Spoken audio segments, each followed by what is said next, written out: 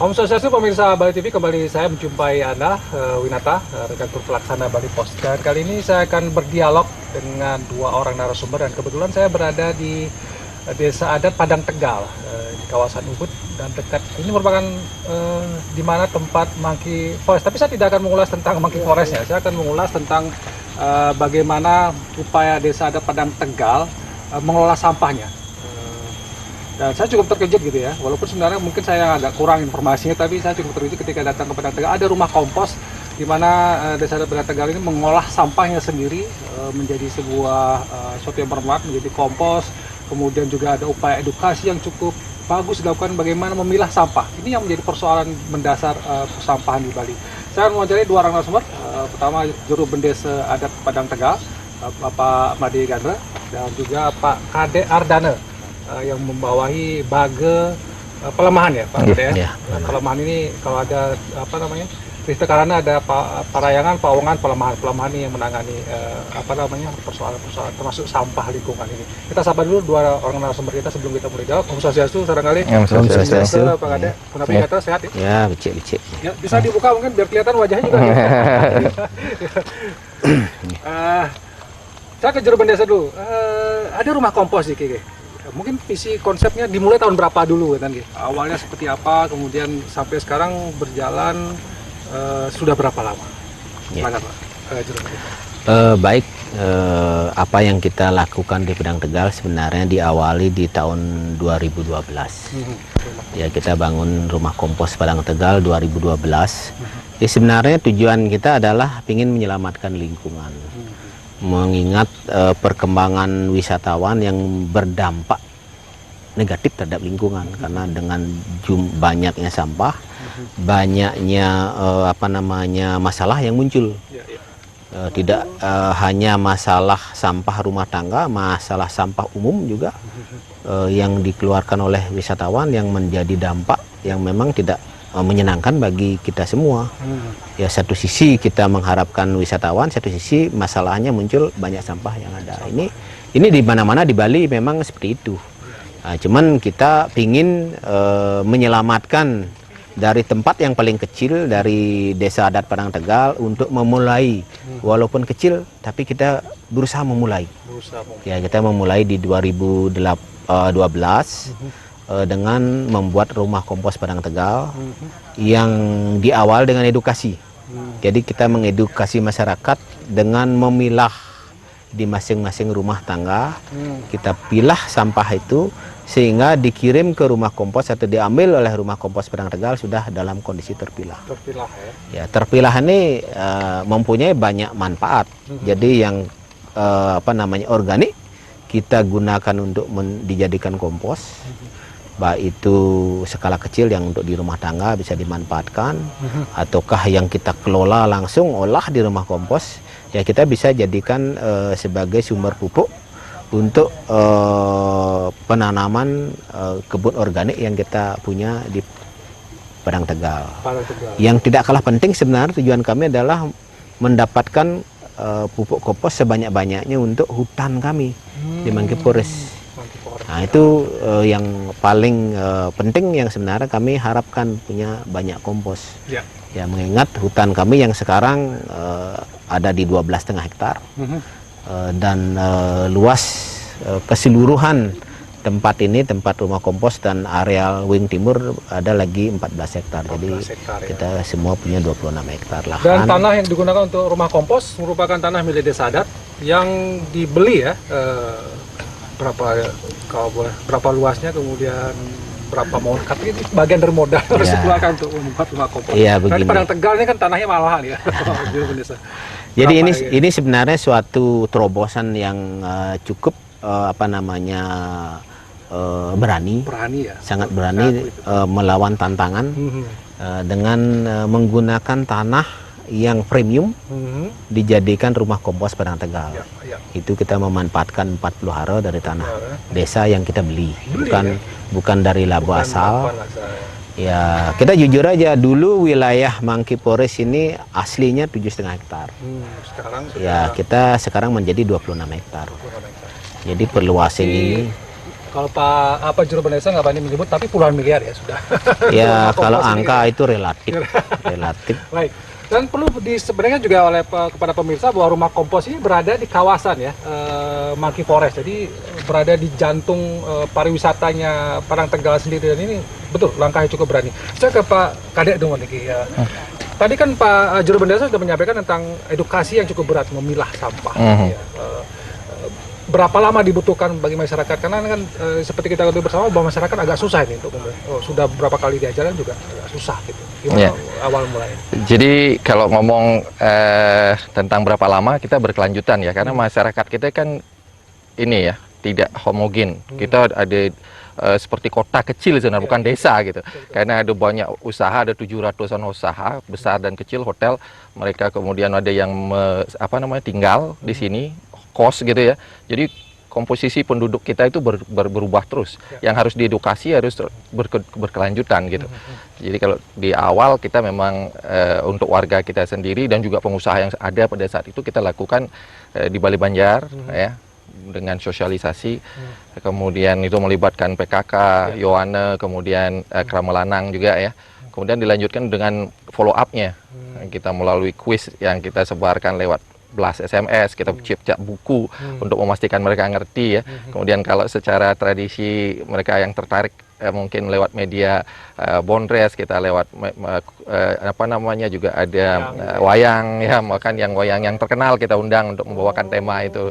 Jadi intinya edukasinya terus ya, kita lakukan survei ke rumah-rumah seberapa pemahaman mereka. Kalau mereka lakukan ikut kuis dengan itu, kita tahu ya, dengan bisa menjawab berarti pemahamannya sejauh berapa.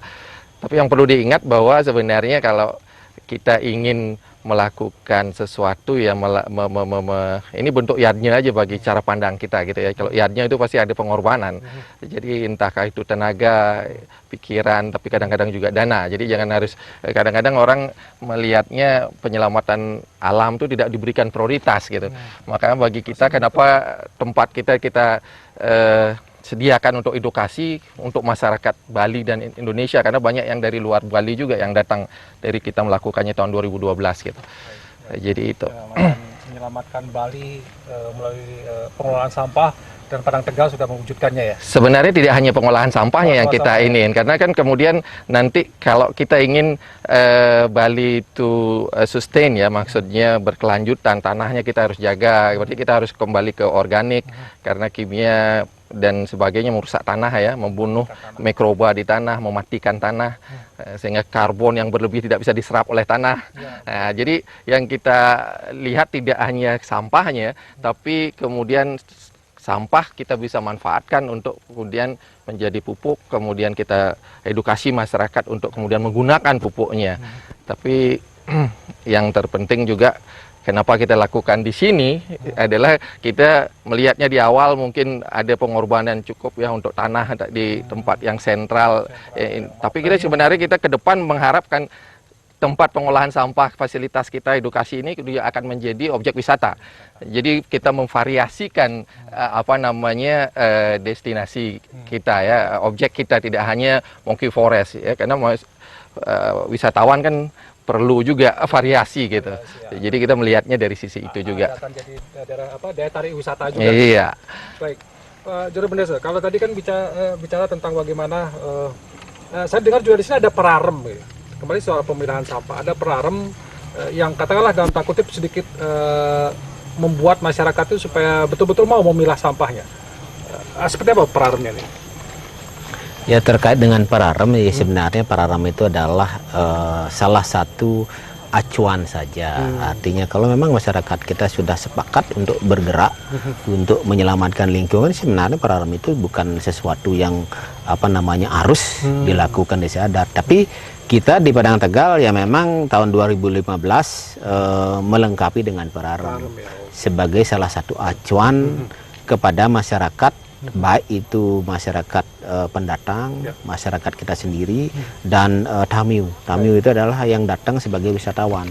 Ini biar mengikat secara keseluruhan, sehingga kita bisa bergerak serentak. Itu sih sebenarnya kalau Pararam itu kita akan memberikan sanksi, ya. itu sebenarnya tidak di sana poinnya. Baik. Ya walaupun di Pararam sendiri ada sanksi kalau memang tidak dipilah tidak akan diambil. Ya sampai saat ini warga kami cukup disiplin, dia tidak pasti memilah. Sudah mulailah belajar memilah sampah. Iya, sehingga sanksi itu tidak pernah Tapi saya kira terjadi. cukup bagus juga ya kalau misalnya tidak dipilah nggak diangkut gitu kan, itu memberikan pelajaran. Karena kalau sampah bertahan 1-2 hari di rumah bawanya minta ampun ya, Ya, Pak. itu jadi kendala bagi Baik. mereka. Pak Kada, kita sekarang ini berada di apa namanya tempat ini kalau Ini sebenarnya percontohan kita penggunaan kompos kita di kebun ya. Jadi kita memakai konsep permaculture, ya permanen agriculture ya. permanen? Ya sebenarnya katanya aja yang baru modern ya, tapi sebenarnya ini kata lama. Bagaimana leluhur kita menerapkan prinsip-prinsip yang sangat adiluhung ya dalam mereka bertani, berkebun gitu. Baik. Dan di sini digunakan kompos yang sudah. Iya. Mungkin kita sambil jalan Pak. Iya, boleh Pak. Di sini ada pada dulu. Nggih, jadi sebenarnya kan ada 3 ini ya etika dasar yang mungkin bisa dilihat di papan itu, yang yang menjadi dasar dalam membuat kebun permaculture ya. Jadi care for earth, dengan planet kita ya, bumi kita, peduli, kemudian peduli dengan manusianya, dan juga fair share, keadilan. Jadi keadilan dengan semua makhluk hidup di alam ini biar sama-sama punya kesempatan hidup gitu.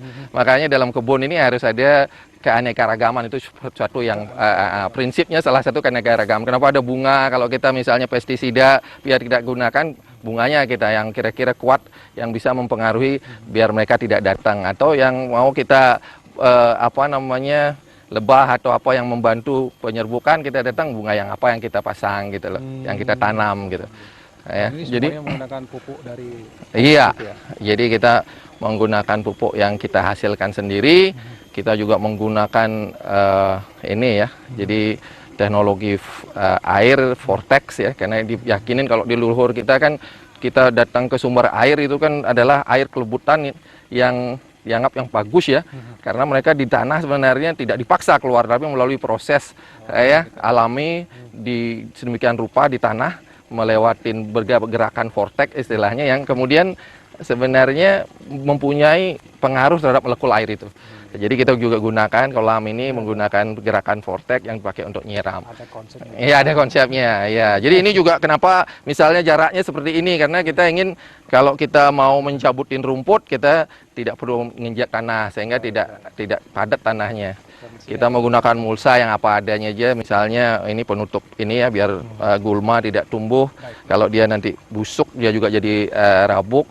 Kalau dia kering dia menjadi tidak terlalu kering tanahnya karena ditutupin oleh mulsa itu. Tapi pada saat hujan tidak terlalu diserang langsung ke tanah, jadi sama hujan yang deras gitu ya. Juga sudah terkonsep terintegrasi gitu ya. Oke, kita sudah berada di akhir perjumpaan kita di dialog kali ini. Saya berikan juru desa mungkin ada closing statement apa yang sudah dilakukan di rumah kompos ini, harapan kepada masyarakat di Padang Tegal atau mungkin bahkan seluruh Bali ini, karena ini kan kalau saya sih sepakat ini bisa menjadi percontohan untuk masyarakat Bali dalam pengelolaan sampah, menjaga lingkungan, dan kaitannya dengan nangun kerti lokal Bali juga nih. Silakan. Baik, ini terkait dengan apa yang kita kerjakan di rumah kompos Padang Tegal ya. Ini sebenarnya kita di sini membangun tempat edukasi. Ya, kenapa yang kita lakukan di Padang Tegal tidak ada apa-apanya kalau memang di tempat lain juga tidak bergerak. Jadi pembersihan, penekanan sampah di Padang Tegal belum tentu akan merubah Bali kalau tidak semua desa adat di Bali ikut bergerak. Ya, inilah harapan kami dengan pemerintah untuk selalu mensosialisasikan sehingga pergerakan ini secara serentak bisa di semua desa adat di Bali difasilitasi untuk mari kita mulai dari kecil untuk penanganan sampah dari rumah tangga sendiri.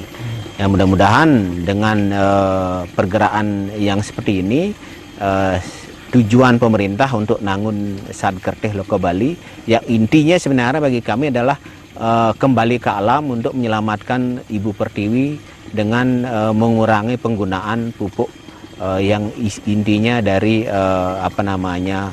bahan kimia. Itu sebenarnya yang kami harapkan sehingga kita akan bisa menyelamatkan Bali untuk generasi kita yang berikutnya. Baik. Ya, Terima kasih Juru Mendeso. Terima kasih Pak Kadek karena waktu ya kita kasih. harus akhiri dialog kita kali ini, talkshow kita katakanlah begitu, tapi berada di lapangan dan kita melihat sesuatu yang luar biasa, terkonsep, terintegrasi bagaimana desa adat Padang Tegal. Benar kata Juru Mendeso tadi, ini bisa menjadi contoh di desa adat lain untuk melakukan hal yang sama. Susah-susah gampang sebenarnya Pak Dek ya. Tapi perlu komitmen gitu ya, perlu keberanian, perlu komitmen untuk kita semua melaksanakan ini. Karena mengelola sampah ya mungkin banyak yang mengatakan ini bau gitu ya, tapi ternyata kalau kita nanti lihat di sana tidak ada bau dan ini memberikan manfaat yang cukup luar biasa. Tapi tidak bicara tentang untung ya, tapi penyelamatan lingkungan. Itu dan sesuai dengan Nangut Saketi Loka Bali, program dari Pak Preston Aceh, Gubernur dan Wakil Gubernur Bali. Demikian, sekali lagi saya tutup dengan permasalahan ini, mudah-mudahan ada manfaat yang bisa diambil. Om Santi. Om Santi, Santi, Santi. Terima kasih. Sampai jumpa.